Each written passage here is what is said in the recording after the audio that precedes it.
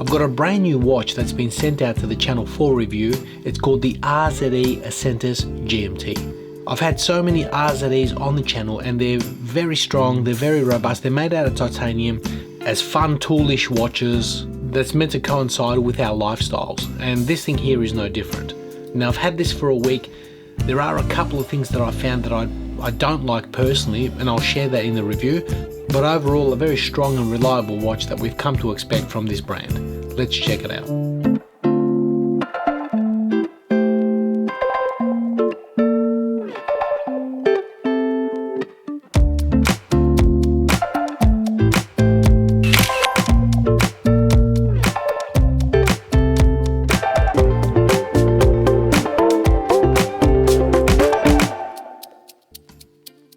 Welcome back, guys. So what I've got in the hand is actually a pre-production version. It's the main difference, I believe, is going to be the date. This doesn't have the date on it, but generally the whole layout, everything you see is exactly as what you're going to get. And it's quite a decent looking watch. I like the design. It's full titanium, as you can see, and with their titanium cases and their bracelets, they've basically got the ultra hex coating, a 1200 HV coating, which pretty much makes the watch scratch proof. Having and wearing and owning some of these watches myself over the last couple of years, I can attest to that. There's no marks on the watches. The process in which this grade 2 titanium goes through, it works.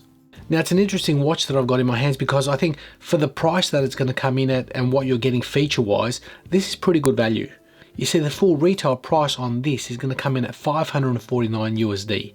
And that's pretty good value as it is for a titanium grade 2, titanium bracelet, GMT function, excellent lume. You really can't go wrong. But they're also going to have a coupon code for a special discount, and I'll leave all the links in the description so you guys can check them out. But before we get into that, let's have a look at the watch. Let me tell you my findings over the week, what I like and what I dislike about this watch.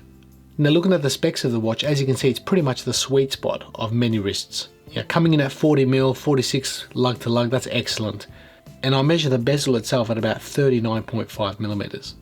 The watch also features a 7.3mm signed screw down crown. It has 200 meters of water resistance, and the weight of the watch on this bracelet sized to my 18cm wrist comes in at exactly 101 grams. Now I did say that 40mm is around the sweet spot of many wrists, and that's exactly what this is. It's a 40mm watch.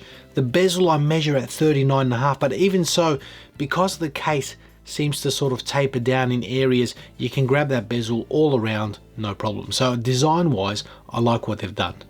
Now coming in at 40mm, 46 lug to lug, as you can see the footprint is nice. The case height comes in at 12.8mm, and the comfort on that bracelet which tapers is superb.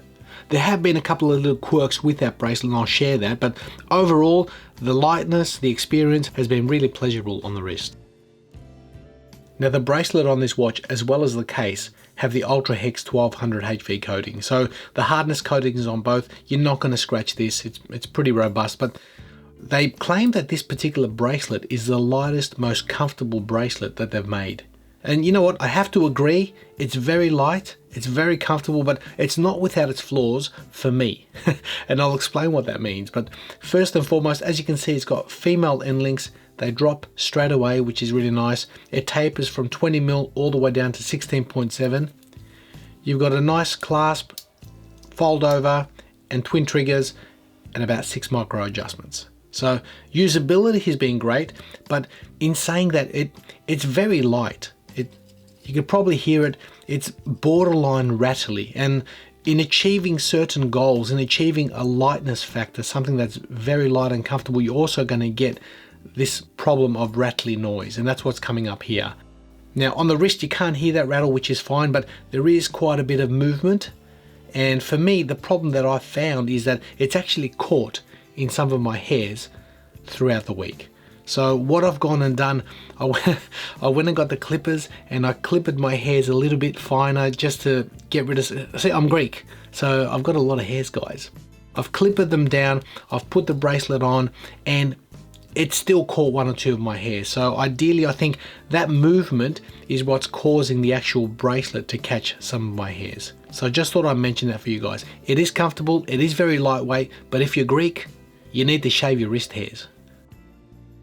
Now the movement of the watch is a Seiko Instruments Series 2 NH34, and because Seiko's made this available, many manufacturers, micro brands are taking advantage of that, and so has RZE. And functionality wise on this watch, very simple. We'll unscrew that crown, you get a healthy pop out, a single click does not hack the movement, as you can see it still runs, and if we turn the crown clockwise, we can adjust that GMT hand. If I went anti-clockwise, there's nothing here at the moment, but I believe they're going to have a date version and you can go anti-clockwise and adjust the date. Now, as I said, it hasn't hacked the movement, but if I pull it out one more, now we've hacked the movement and now we can adjust the actual time. So, very simple usage, very simple functionality and very good legibility. Now I spoke about the crown, it's a 7.3mm signed screw down crown. The knurling's very good and the latch down experience is buttery smooth. It latches on first time, locks in, and you got 200 meters of water resistance. So quality wise, like all of the RZEs I've had on the channel, I've really not had issues at all with any of the functionality. Now if we turn our attention to that bezel, it's a 120 click unidirectional and it's got 24-hour markings and they're fully loomed. Now, the action of it is actually very nice.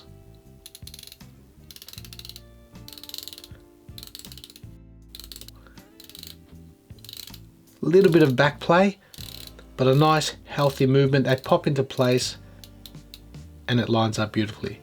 Personally, I would have preferred a bi-directional bezel. I think for a GMT function, it would have been much nicer. But being an office GMT rather than a traveler, it's pretty much a multi-purpose watch. Now I said that the bezel was loomed, and if we look at the loom of this watch, Swiss Superluminova, not a problem. This is one of the micro brands of recent years that get their loom right.